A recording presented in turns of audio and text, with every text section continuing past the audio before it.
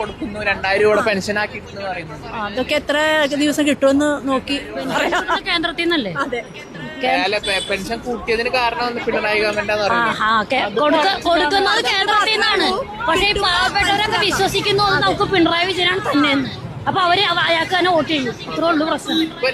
വിവരം കുറവില്ലേ, പാവപ്പെട്ടവർക്ക് അധികം പഠിപ്പില്ലാത്തവരുണ്ടല്ലോ, അവര് വിചാരിക്കുന്നത് പിണറായി വിജയനാണ് കൊടുക്കുന്നതെന്ന്.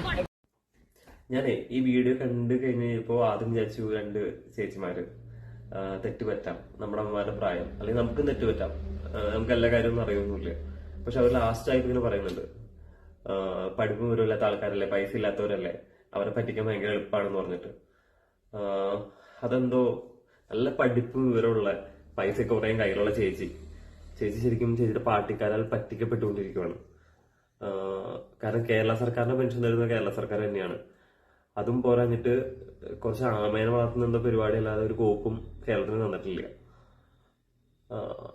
അപ്പൊ ഇതൊക്കെ കണ്ടിട്ടും ഇങ്ങനെയൊക്കെ സംസാരിക്കുന്ന കേൾക്കുമ്പോ വളരെ സങ്കടമുണ്ട്. പിന്നെ ആ ചോദിക്കുന്നവരില്ലേ, അവന് പറഞ്ഞ് തിരുത്താമായിരുന്നു. കാരണം നമുക്ക് മലയാളികൾക്ക് നാണക്കേടല്ലേ ഇങ്ങനെയൊക്കെ വന്നിട്ട് പൊതുസ്ഥലത്ത് ഒന്ന് പറഞ്ഞ്, അല്ലേ, അവന് പറഞ്ഞ് തിരുത്തായിരുന്നു ഇങ്ങനെയല്ല ഇങ്ങനെയാണ് എന്നും എനിക്ക് തോന്നിച്ചു.